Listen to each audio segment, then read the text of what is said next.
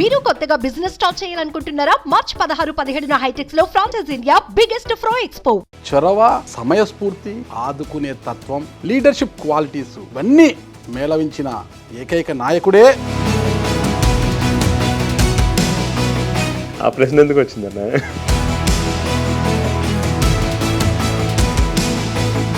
ప్రజల నుంచి వచ్చిన ఈ బ్రాండ్ని మీరు ఎక్కడో పాడు చేస్తున్నారు అనేసి ఒక మాట వినిపిస్తుంది అన్న. ప్రజలతో మాట్లాడి ఉంటారు, మీరు ఏ ప్రత్యర్థులతో మాట్లాడి ఉంటారు. జక్కంపూడి ట్యాక్స్ అది లేకపోతే జగన్ ట్యాక్స్ అనేది మన అపోజిషన్ పార్టీ వాళ్ళు ఎప్పుడు మన మీద ఏదో బురద జల్లే ప్రయత్నం ఎప్పుడు చేస్తుంటారు. పూజలతో పాటు బురద కూడా చల్లుతారా? ఆటోమేటిక్ చల్లుతారు కదా, ఆటోమేటిక్గా. ప్రజల్ని ఎట్లా సంపాదించుకోవాలి, వాళ్ళ మనసుల్లో మన స్థానం ఎలా సంపాదించాలనే దానికి ఎప్పుడు తాపత్రయపడ్డాను తప్పితే 35-40 వేలు మెజార్టీ తక్కువ వస్తే అప్పుడు మాట్లాడతారు. కానీ ఏమి సాధించారని 30-40 వేలు మెజార్టీ ఎక్స్పెక్ట్ చేస్తున్నారంటే పెద్ద ఎత్తున ప్రతి గ్రామంలోని కోట్లాది రూపాయల అభివృద్ధి కార్యక్రమాలు చేసినారు.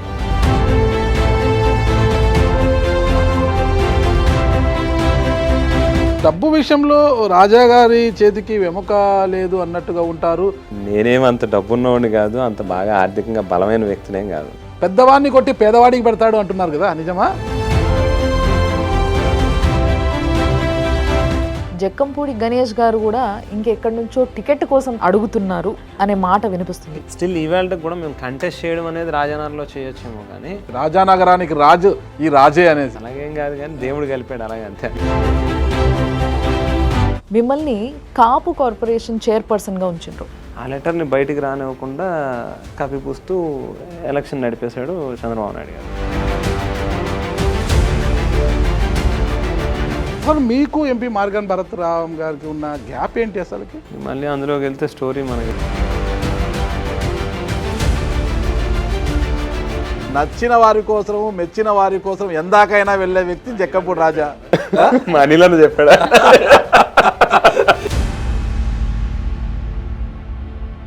Hello, welcome to Suman TV. చొరవ, సమయస్ఫూర్తి, ఫ్రెండ్లీ నేచర్, ఆదుకునే తత్వం, లీడర్షిప్ క్వాలిటీసు ఇవన్నీ మేళవించిన ఏకైక నాయకుడే రాజానగరం ఎమ్మెల్యే జక్కంపూడి రాజా అంటూ వారి అభిమానులు, అనుచరులు పెద్ద పెట్టున నిలదీస్తున్నారు. అయితే చూద్దాం ఈ ఇంటర్వ్యూలో నిజంగా అవన్నీ ఈ ఎమ్మెల్యేలోనే మేళవించి ఉన్నాయా, ఇంతకు అంత ఉదారత గల వ్యక్తి అన్న పూర్తి వివరాలు కూడా ఈ ఇంటర్వ్యూలో మేము అడిగిన తరువాత మీరే మీ కామెంట్స్ రూపంలో తెలియజేయండి. ఈ ఇంటర్వ్యూలో నాతో పాటు నా చెల్లి రామలమ్మ గారు ఉన్నారు. ఇద్దరం కలిసి క్రష్ అయితే చేయము, ఇంటర్వ్యూ మాత్రం చేస్తాం రాజా గారిని. ఇంటర్వ్యూ చూసిన తర్వాత అభిప్రాయాలు తెలియజేయండి. నమస్తే రాజా గారు. Thank you. నమస్తే అమ్మా. నమస్తే అమ్మా. మీకు క్షుద్ర పూజల మీద నమ్మకం ఉందా? స్టార్టింగే మంచి క్వశ్చన్. ఆ ప్రశ్న ఎందుకు వచ్చిందన్న? అంటే నాకు అనుమానం వచ్చింది. నేనైతే మామూలు దేవుడిని నమ్ముతా, కానీ ఇవన్నీ క్షుద్ర పూజలు ఇవన్నీ దయ్యాన్ని దేవుని నమ్ముతారు, దయ్యం. పోనీ క్షుద్ర పూజలు ఎప్పుడైనా చూసినరేమో సార్ అడుగు. చూసారా? చూడలేదన్న అటువంటి ఎప్పుడు. కానీ ఈరోజు మీరు సుదర్శన యాగం చేశారంటే, ఎన్నికలకు ముందు సుదర్శన యాగం చేశారు. ఈరోజు ఇంతసేపు కూడా స్వామివారి కృపా కటాక్షం కోసము, కరుణా కటాక్షాల కోసము అక్కడే పూజలు చేసి వచ్చారు కదా, మరి ఎందుకు చేశారంటారు?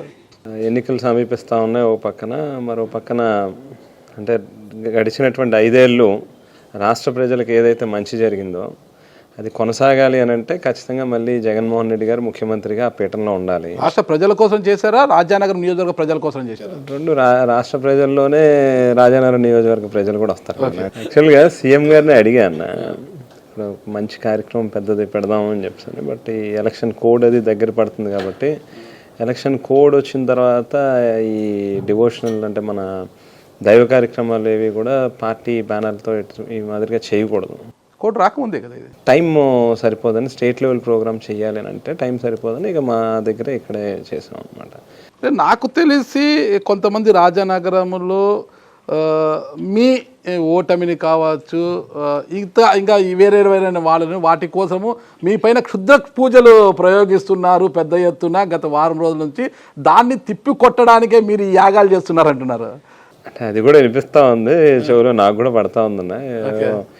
మా పొజిషన్ లేవో కింద మీద పడతారు అటువంటి అని.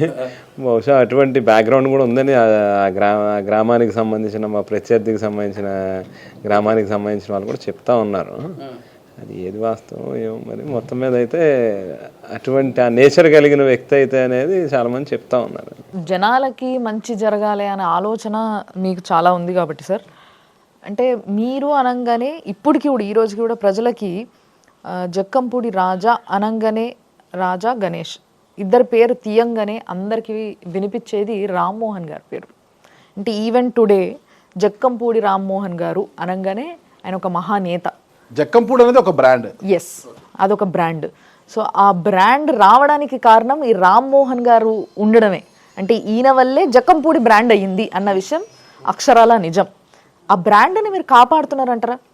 పోనీ అట్లీస్ట్ ఉన్న దగ్గర నుంచో పెడుతున్నారంటారా? డెఫినెట్గా అంటే నాన్నగారు చాలా పెద్ద ప్లాట్ఫామ్ వేసి ఇచ్చి వెళ్ళారమ్మా. సో దాన్ని కాపాడడం కోసం మా వంతు సిన్సియర్గానే మా ఎఫర్ట్స్ మేము పెడతా వస్తున్నాం. మా ప్రయత్నంలో ఎక్కడ లోపం లేదు. ఎక్కడ అంటే ఇంట్లో అన్ని చోట్ల రాజకీయం చూసి వచ్చినాను. రాజకీయంలో ఆ వాతావరణం పెరిగినటువంటి వాళ్ళు అంటే ఇంట్లో అన్ని చోట్లకి యాక్సెస్ ఉంటుంది. పూర్వం నాన్నగారు ఉన్నప్పటి నుంచి అంటే హైదరాబాద్లో కొంతకాలం చదువుకున్నాను. అక్కడ మా మినిస్టర్ క్వార్టర్స్లో ఉండేవాళ్ళం. ఇక్కడైనా అక్కడైనా కూడా ఎప్పుడు ఇంట్లో నిత్యం జనం కేవలం అదేదో కింద ఛాంబర్ వరకునో ఆఫీస్ వరకునో కాకుండా పరిమితం కాకుండా ఇంట్లో కూడా అందరూ యాక్సెస్ ఉంటుంది, ప్రైవసీ లేకుండా ఉంటుంది అని చెప్పేసి ఒకసారి ఫాదర్తో అంటే మనం ఈవేళ ఇక్కడ ఉన్నామని అంటేనే దానికి కారకులు వాళ్ళు ఉండబట్టే మనం ఇక్కడ ఉన్నాము. ప్రజల నుంచి వచ్చిన ఈ బ్రాండ్ని మీరు ఎక్కడో పాడు చేస్తున్నారు అనేసి ఒక మాట వినిపిస్తుంది అన్న. ఏ విధంగా అనంటే జక్కంపూడి అనే బ్రాండ్ జేతో స్టార్ట్ అవుతుంది కదా, J for Jakkampudi. So J tax అనేది ఒకటి వినిపిస్తుంది. ఈ జే ట్యాక్స్ అనే పదం ఎక్కడి నుంచి వచ్చిందంటారు? ప్రజల నుంచే వచ్చింది, ఇది వాళ్ళ నుంచి కలెక్ట్ చేసుకొచ్చిన నేను అంతే. ప్రజలతో మాట్లాడి ఉంటారు, మీరు ఏ ప్రత్యర్థులతో మాట్లాడి ఉంటారు. సహజంగా అది కూడా క్లారిటీ ఇవ్వాలి మీరు. జక్కంపూడి ట్యాక్స్ అది లేకపోతే జగన్ ట్యాక్స్ అనేది. సహజంగా మన అపోజిషన్ పార్టీ వాళ్ళు ఎప్పుడు మన మీద ఏదో బురద జల్లే ప్రయత్నం ఎప్పుడు చేస్తుంటారు. పూజలతో పాటు బురద కూడా చల్లుతారా? ఆటోమేటిక్గా చల్లుతారు కదా. ఆటోమేటిక్గా ఏంటంటే ఏదో ఒక రకంగా వాళ్ళకి వేరే దారి లేక మన మీద ఇది తప్పు చేస్తున్నాడని డైరెక్ట్గా చూపించి అడిగే ప్రశ్న వాళ్ళ దగ్గర లేక అదే పనిగా ఏదో అదో బ్రాండింగ్ చేయడం కోసం ఈ మధ్యకాలంలో నేను చూసా మన తెలుగుదేశం పార్టీకి సంబంధించి చైతన్య రథం అనుకుంటా ఒక ఏదో టైటిల్ ఒకటి పెట్టి దాంట్లోనే సేమ్ టైం వాళ్ళే మళ్ళీ దానికి ఏవో మసాలాలు యాడ్ చేసి ఒక న్యూస్ క్రియేట్ చేసి ఏదో మా బంధువు ఒక అతనేమో 200 లారీలు తిప్పుతున్నాడని, ఇంకొక అతనేమో 100 ఎకరాలు నాకు సంబంధించి ఏమంటారు బినామీ కింద రియల్ ఎస్టేట్ చేస్తున్నాడని, ఇట్లా రకరకాలుగా కథలు బాగా అల్లి దాన్ని మంచి స్టోరీ తయారు చేశారు. ఇన్ఫర్మేషన్ నాకు రాలేదన్న. అంటే మరి ప్రత్యర్థులు చేస్తున్న మాట అని మీరు చెప్తున్నారు. అంటే నిజానికి చెప్పాలంటే నేను ప్రత్యర్థుల దగ్గరికి వెళ్ళి అడగలేదు మరి. అందుకోసమే నేను ఓన్లీ నాకు ప్రజల నుంచి వినిపించింది మాత్రమే ముందుకు తీసుకొచ్చిన. తప్పమ్మా జే ట్యాక్స్ అవన్నీ కానీ ఇందాక చెప్పినట్టుగా మీరు రామ్మోహన్ గారి పిల్లలు అన్నారు కదా, మాకు నేర్పించింది ఏంటంటే మేము ఏదైనా ఆస్తి సంపాదించాలి అని అంటే ప్రజల్ని ఎట్లా సంపాదించుకోవాలి, వాళ్ళ మనసుల్లో మన స్థానం ఎలా సంపాదించాలనే దానికి ఎప్పుడు తాపత్రయపడ్డాం తప్పితే మన చాలా లో ప్రొఫైల్ లైఫ్. నాకు తెలిసి రామ్మోహన్ గారు ఒక 17-18 మందిని ఎమ్మెల్యేలుగా గెలిపించుకున్న వ్యక్తి ఆయన. అంటే అంత కెపాసిటీ ఉన్న వ్యక్తి ఆయన. ఈరోజు జక్కంపూడి రాజా గారు ఆయన గెలుస్తారో లేదో అన్న భయంతో ఉన్నారు అంటే ఒప్పుకుంటారా మీరు? మళ్ళీ ఎలక్షన్ అయిపోయినాక మనం కలుద్దాం, ఒక 35-40 వేలు మెజార్టీ తక్కువ వస్తే అప్పుడు మాట్లాడతారు. కానీ 30-40 వేల ఏమి సాధించాలని 30-40 వేలు మెజార్టీ ఎక్స్పెక్ట్ చేస్తున్నారంటే? రాజానగరం నియోజకవర్గంలో 3 మండలాల్లోని ఏ గ్రామం తీసుకున్నా, చిన్న గ్రామం నుంచి పెద్ద పంచాయతీ వరకు కూడా పెద్ద ఎత్తున ప్రతి గ్రామంలోని కోట్లాది రూపాయల అభివృద్ధి కార్యక్రమాలు చేసినారు. ఒక రోడ్ వేయాలంటే వేసే పని లేకుండా మొత్తం కంప్లీట్ రోడ్స్ ఫినిష్ చేసాం, డ్రైన్స్ ఫినిష్ చేసాం, ఓహెచ్ఆర్ ట్యాంక్ కట్టాం, ఒక రామాలయం నిర్మాణం చేసాం. అక్కడ లో వోల్టేజ్ పవర్ సమస్య ఉంటే దానికి డెడికేటెడ్ లైన్ ఎలక్ట్రికల్ లైన్ వేయించాం, హౌస్ సైట్స్ ఇచ్చాం. పెద్ద ఎత్తున ఇరిగేషన్కి సంబంధించినటువంటి పెద్ద ఎత్తున ఇంకా హౌస్ సైట్స్ ఇవ్వాల్సి ఉందంట కదా, పెండింగ్ ఉన్నాయంట కదా. అక్కడి నుంచి మొదలుపెట్టి దివాన్ చెరువు మీకు చెప్పే అతిపెద్ద పంచాయతీ అని నియోజకవర్గంలో. గత ప్రభుత్వంలో 10,000 జనాభా కలిగి ఉన్నటువంటి ఆ గ్రామ పంచాయతీలో కనీసం ప్రభుత్వ పంచాయతీ కార్యాలయం కూడా సొంత భవనం లేని పరిస్థితి. ఈవేళ అదే గ్రామంలో, అంటే అద్దె భవనంలో నడిపేవాళ్ళం, ఈవేళ అదే గ్రామంలో మనం 4 సచివాలయాలు కట్టాం, 4 రైతు భరోసా కేంద్రాలు కట్టాం, బిల్లులు చెల్లించారా వాటికి? 4 హెల్త్ కాంట్రాక్టర్లు బిల్లులు చెల్లించారా? ఒక రోజు లేట్ అయితే అవ్వచ్చు కానీ నెలల తరబడి పాపం. కోర్స్ అన్న పెయిన్ తీసుకున్నప్పుడు ఒకటి పెయిన్ తీసుకున్న రోజే అల్టిమేట్గా దాని రిజల్ట్ అనేది కనిపిస్తుంది. కష్టం లేకుండా ఊరికిన ఈవేళ గవర్నమెంట్ 2,70,000 కోట్లేమో ఒక పక్కన ఎడాపెడా ప్రజల అకౌంట్లలో డబ్బులు వేస్తూ, మరో పక్కన అభివృద్ధి కూడా 1,00,000 కోట్లు జరగాలి అని అంటే రెండు ప్యారలల్గా జరుగుతూ ఉన్నప్పుడు కాంట్రాక్టర్కి ఏం అవసరం? అది కాంట్రాక్ట్ అభివృద్ధి చేస్తే మీ ప్రభుత్వానికి మంచి పేరు వస్తుంది. మీ ప్రాపర్టీస్ ఆ గ్రామంలో ఆర్బీకేలు నిర్మించడం వల్ల, సచివాలయాలు నిర్మించడం వల్ల, విలేజ్ క్లినిక్లు నిర్మించడం వల్ల మీ ప్రభుత్వ ప్రాపర్టీ పెరుగుతుంది తప్పితే కాంట్రాక్టర్కి ఏమవుతుంది? ఇంట్రెస్ట్ ఉన్న వాళ్ళే చేశారు. ఇప్పుడు ఈ గ్రామంలో మంచి జరగాలి, శాశ్వతమైన భవనాలు, శాశ్వతమైన ఇన్ఫ్రాస్ట్రక్చర్ డెవలప్ చేయాలి అనేటువంటి తాపత్రయం ఉన్నటువంటి వాళ్ళే ముందుకు వచ్చారు. సో పెయిన్ తీసుకున్నారు వాళ్ళు, కొంత తీసుకుంటున్నారు. కోర్స్ తీసుకుని ఉండొచ్చు, డెఫినెట్గా ఈవేళకి కూడా తీసుకుంటూ ఉండొచ్చు. మ్యాక్సిమం బిల్స్ క్లియర్ అయినాయి. అక్కడ ఇక్కడ కొంచెం క్వాలిటీ కంట్రోల్కి సంబంధించినటువంటి బిల్స్ పెండింగ్ ఉన్నాయి, కానీ మ్యాక్సిమం క్లియర్ అయినాయి. డబ్బు విషయంలో రాజా గారి చేతికి వెముక లేదు అన్నట్టుగా ఉంటారు. ప్రైవేట్ ఆసుపత్రులలో ఆరోగ్య సమయంలో కొంతమంది ఎవరు రోగుల ఆసుపత్రిలో బిల్లులు చెల్లించలేని సమయంలో వీళ్ళే వెళ్ళి డైరెక్ట్గా బిల్లులు చెల్లించడము. కరోనా సమయంలో ఎంతోమంది కోవిడ్ పేషెంట్లకు బిల్లులు చెల్లించి వాళ్ళ ప్రాణాలు కాపాడిన ఘనత కూడా అంటారనమాట. సీతానగరం రాజమండ్రి రోడ్డును కూడా ఎవరు కూడా వేయలేకపోయారు. గతంలో ఆ రోడ్డు వల్ల ఎమ్మెల్యేలుగా ఓడిపోయిన వారు కూడా ఉన్నారంటారు. ఆ రోడ్డును కూడా ఈరోజు మీ సొంత నిధులతో, మీరు సొంతంగా నిధులు తీసుకొచ్చి రోడ్డు వేశారనేది కూడా బయట వినిపిస్తుంది అనమాట. మరి అంత ఉదారంగా ఉన్నాం మీరు. మా కాంట్రాక్టర్లకు కూడా బిల్లులు చెల్లించవచ్చు కదా. చేసే కొన్ని చేసుంటాం, అన్ని బయటికి చెప్పలేం కదా. ఇప్పుడు ఒకటన్నా, నేనేమంత డబ్బున్నవాడిని కాదు, అంత బాగా ఆర్థికంగా బలమైన వ్యక్తినేం కాదు. పెద్దవాడిని కొట్టి పేదవాడికి పెడతాడు అంటున్నారు కదా, నిజమా? అంటే ఎవరినో ఒకరిని కొట్టడం, ఒకరిని పెట్టడం పక్కన పెడితే పెడుతున్నారు లేదా? గుడ్ విల్ అనేది ఒకటి ఉందన్న. ఇవాళ ఫైనాన్షియల్ డిసిప్లిన్తోనే ఉంటా కాస్త. ఎవరికైనా ఒకరి దగ్గర డబ్బులు తీసుకొచ్చామనంటే మళ్ళీ వాళ్ళకి పలానా టైంకి ఇది చెల్లిస్తామని అంటే చెల్లిస్తాం. సో కాంట్రాక్టరు డబ్బులు రావట్లేదు, ఇబ్బంది అవుతుంది అనేటువంటి భయంతో ఉన్న సందర్భంలో నేను కూడా సంతకాలు పెట్టి కొంతమంది దగ్గర వాళ్ళకి డబ్బులు ఇప్పించే కార్యక్రమం చేసాం. అంతే తప్పితే మనమేం డబ్బులు పెట్టడం అంటే మన సొంతంగా డబ్బులు పెట్టడం అని కాదు. అంటే ఇంకా నాకు రోడ్ అవ్వాలి అనేది హయ్యెస్ట్ ప్రయారిటీ కింద పెట్టుకున్నా. రోడ్డు పూర్తి చేశారు. ఎందుకనంటే గతంలో ఆ రోడ్ యాక్చువల్గా ఏంటంటే ఆ మండలం కొంచెం జియోగ్రాఫికల్గా మనం చూస్తే మొత్తం అన్ని గ్రామాలు ఒక్క రోడ్డు మీద అటు ఇటు ఉంటాయి ఇల్లులన్నీ కూడా. మొత్తం మ్యాక్సిమం 75% 80% ఆఫ్ ద మండల్లో మొత్తం ఒక్క సింగిల్ రోడ్ మీద ఉంటుంది. సో గతంలో చాలామంది ప్రాణాలు పోయినాయి, పక్కన కాళ్ళు చేతులు విరిగిపోయి మంచానికి పరిమితమైన వాళ్ళు ఉన్నారు. అట్లానే కుటుంబాలు రోడ్డును పడిపోయినటువంటి పరిస్థితులు ఉన్నాయి. సీతానగరాన్ని ఆనుకుని బహుశా మీకు ఐడియా ఉంటుంది, గోదావరి ఉంటుంది. సో ఏదేమైనా ఇసుక రవాణా అనేది ఖచ్చితంగా జరుగుతూ ఉంటుంది. అది గతంలో కంటే కూడా చాలా ఎక్కువగానే మనం రిస్ట్రిక్ట్ చేసాం. లిమిటెడ్ వెహికల్స్ వెళ్ళాలి, లిమిటెడ్ ర్యాంపులు నడపాలి అని చెప్పి మనం కండిషన్స్ పెట్టే ఇంతకు పూర్వం మాదిరిగా వేల లారీలు వెళ్ళట్లే ఇవాళ.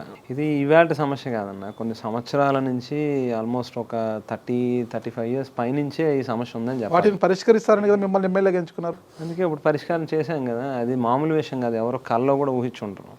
ఒక పని మీద ఒక వ్యక్తి మీ దగ్గరకు వచ్చినప్పుడు ఆ పని అవుతుందో కాదో తెలియదు, కానీ వెల్కమ్ మాత్రం చాలా గొప్పగా ఉంటుంది, బాగా రెస్పెక్ట్ఫుల్గా ఉంటుంది. వచ్చిన వ్యక్తిని చాలా గౌరవంగా మాట్లాడతారంటారు. నిజంగానది మన బలం, మన తాలూకా ఎసెట్టో లేకపోతే మనకున్న ఇవేంటంటే, ఒకటే ఏదైనా కష్టం వస్తే ఎవరైనా వస్తే స్పందిస్తాం, వాళ్ళతో నిలబడతాం అనేది మాత్రమే మనకున్న పెట్టుబడి.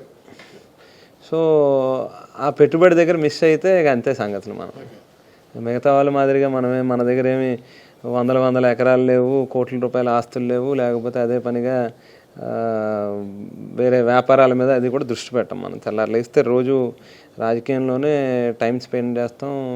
లేవు అంటే పూర్తిగా లేవు అని కాదు నేను అనేది, బట్ దాన్ని నమ్ముకుని రాజకీయాలు చేయట్లేదు. అంతకు మించిన ఆస్తి ఒకటి ఇచ్చారు జక్కంపూడి రామ్మోహన్ గారు. ఇక్కడ మనం ఒకటి తీసుకుంటే ఉభయ తెలుగు రాష్ట్రాల్లో తీసుకుంటే అనంతపురం జిల్లా తీసుకుంటే మనకు జేసీ బ్రదర్స్ గుర్తుకొస్తారు. అక్కడి నుంచి మళ్ళీ మనం ఇక్కడ నెల్లూరుకి వచ్చేసరికి ఆనం సోదరులు, ఆనం వివేకానంద రెడ్డి గారు, ఆనం రామనారాయణ రెడ్డి గారు. తెలంగాణకి వెళ్తే కోమటిరెడ్డి బ్రదర్స్, ఇక్కడికి వచ్చేసరికి మన జక్కంపూడి సోదరులు, జక్కంపూడి బ్రదర్స్ అన్నమాట. అంటే ప్రతి ఇద్దరిలో కూడా ఒకరు ప్లస్, ఒకరు ఆవేశపరుడు ఉంటారు, ఒక ఆలోచన పరుడు ఉంటారు, ఒకరు మాసు, ఒకరు క్లాసు. ఇక్కడ కూడా ఈ ఇద్దరిలో ఎవరు మాసు ఎవరు క్లాసు అంటే ఏమంటారు మీరు? అంటే గణేషే ఊరమాసని అనాలి. ఉత్తమాసు కూడా కాదు, ఊరమాసు. కానీ నాకు తెలిసి గణేష్ చాలా స్మార్ట్గా ఉంటాడు. మీరు చూస్తే మీ కటౌట్ చూస్తేనే ఊరమాసులా కనిపిస్తుంది నాకు. మీరు అడిగిన ప్రశ్నే అన్న, ఎవరు ఆలోచన పరుడు ఎవరు ఆవేశపరుడు అది చెప్పండి. అంటే ఇద్దరిలో నేను గణేష్ మాసన్ అంటే దాని అర్థం రెండు నేనే కదా. అందుకేనా ఈరోజు ముద్రగడ పద్మనాభ దగ్గరికి గణేష్ని పంపించారా? నేను పంపించలే అన్న, గణేష్తో బాగా అటాచ్మెంట్తో ఉంటాడు పద్మనాభం గారు. మాకు కూడా పెద్దే, బట్ గణేష్ రెగ్యులర్గా టచ్లో ఉంటాడు. గణేష్కి బాగా యాక్సెస్ ఎక్కువ, సో అందుకే గణేష్ ఎలా ఉంటుంది? ఇంత పెద్ద సోదరులు అంటే జేసీ బ్రదర్స్ అంటే చిన్నవాళ్ళు కాదు, ఆనం సోదరులు అంటే చిన్నవాళ్ళు కాదు, కోమటిరెడ్డి బ్రదర్స్ అంటే చిన్నవాళ్ళు కాదు. అంటే మీరు ఇంకా దాదాపు 4-10 వయసు కూడా రాలేదు మీకు. ఈ వయసులో వాళ్ళ సరసన నిలబడుతున్నారు ఈ సోదరులు అన్నప్పుడు ఎలా ఉంటుంది మీకు?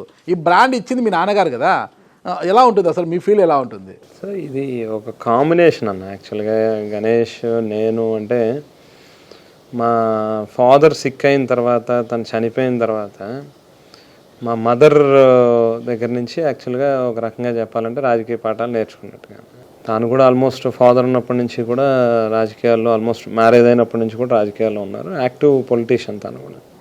ఎలా అనిపిస్తుంది అంటే మనం ఒకటే ఇందులో కాంబినేషన్ వల్లే ఈవేళ అలా ముందుకెళ్ళగలుగుతాం. అంటే ఒకటి ఏంటంటే సార్, జక్కంపూడి బ్రదర్స్ అంటే ఇద్దరిని కలిపి అందరూ చూడడం ఇష్టపడతారు.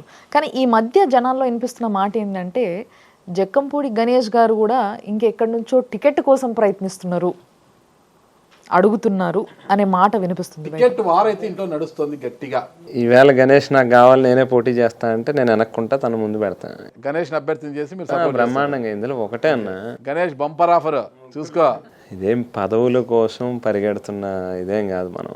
మనకు అవకాశాలు అనేది ఉన్నప్పుడు మనం ఒక ఎమ్మెల్యేగా అయితే మనం చేసే సేవలు, మన తాలూకు ఆలోచనలు ఇంకా కాస్త విస్తృతంగా చేయొచ్చు. ఇంకా ఇంకొక అడుగు పైన ఉంటే ఇంకా కాస్త ఎక్కువ చేయొచ్చు. ఎవరో ఒకరు ముందుంటే అందరం సర్వీస్ చేయొచ్చు అనేటువంటి ఉద్దేశమే తప్పితే ఇందులో ఏదో నేనే ఉండాలి ఇంకొకరు కాదు అనేది ఇందులో లేదు అసలు. నాన్నగారు లెగసీ అంటున్నారు కదా, నాన్నగారు లెగసీ రాజకీయాల్లో ఉన్నారు సరే, రాజమండ్రిని వదిలేసి రాజానగరం ఎందుకు వెళ్ళారు అసలు మీరు? 2009లో నియోజకవర్గాల డీలిమిటేషన్ జరిగినప్పుడు పూర్వం నాన్నగారు కడియం నియోజకవర్గాన్ని అడ్రస్ చేశారు. కడియం కాస్త 1/3 ఏమో వచ్చి రాజానగరంలో కలిసింది, ఇంకొక 1/3 వెళ్ళి రాజమండ్రి రూరల్లో కలిసింది, ఇంకో 1/3 వెళ్ళి రాజమండ్రి అర్బన్లో కలిసింది.